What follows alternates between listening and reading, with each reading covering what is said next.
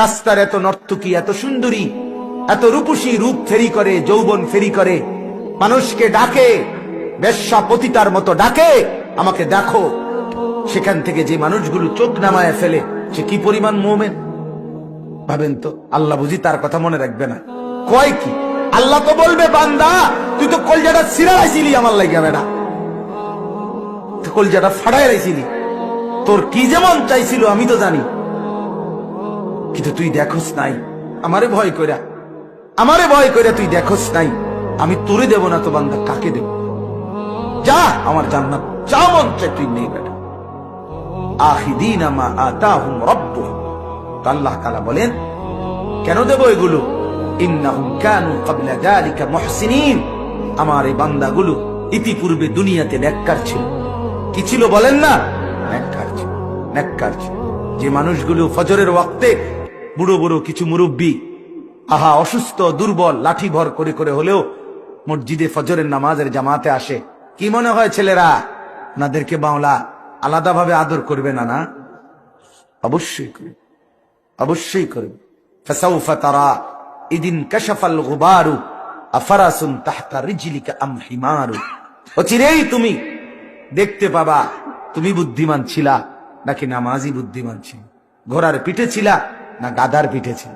এটা আরবি একটা প্রবাদ আর কি। এক কোনা দিয়া যুদ্ধের ময়দানে যুদ্ধ হইতেছে, তো যুদ্ধ চলতেছে পুরা মাঠে। এক কোনা দিয়া সবাই লক্ষ্য করছে যে এখানে বালু, খুব বালু উঠতে আছে। সবাই মন্তব্য করতেছে মানব কারবার হইতেছে এখানে। ওই সাইডে মনে সুরে লাইতেছে, মানে মেন যুদ্ধটা হইতে আছে ওই কোনা, মানে যেভাবে বালু উঠতে আছে। কিছুক্ষণ পরে যখন বালু সরে গেছে, দেখে একটা গাদার পিঠে বইয়া ইচ্ছা করে বালু উড়াইতেছে। আর ফারাসুন তাহতা রিজলিকা আম হিমার, ইচ্ছা করে বালু উড়ায়। আসলে যুদ্ধের কোনো নাম গন্ধ নাই। তো আমরাও বলি, যুবক তুমি তো মনে করছো কি রঙে আসো, মানুষের বেডি চাও, মানুষের বেডি চাইতে আসো, মোবাইলে উলঙ্গ ছবি দেখো, নাচ দেখো, তুমি কি বুদ্ধিমান?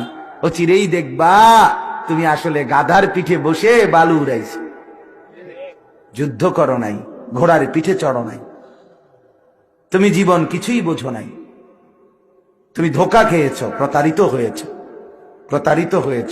নারীর ফাঁদ, ধোকা। ফাত্তাকুদ দুনিয়া ওয়াত্তাকুন নিসা, নবী বলছেন দুনিয়ার মায়া জাল ভয় করো, নারীর ফাঁদ ভয় করো। নারীকে লজ্জা করা না, নারীকে অপমান করা না। নারী যদি মা হয় সে সম্মানী, নারী যদি স্ত্রী হয় সম্মানী, নারী যদি বোন হয় সম্মানী, নারী যদি আমার ফুফি হয় সম্মানী, নারী যদি আমার দেখার অনুমতি প্রাপ্ত নারী হয় সে তো আমার সম্মানী, নারী যদি ভিন নারী হয় সেও আমার সম্মানী।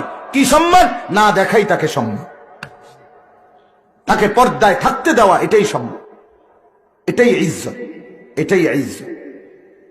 অতএব আল্লাহ তাআলা বলেন আমার জান্নাতি বান্দাকে এত অফুরন্ত নিয়ামত কেন দিব? কারণ সে ইতিপূর্বে দুনিয়ায় কি ছিল? ফরহেজগার ছিল, মুহসিন ছিল।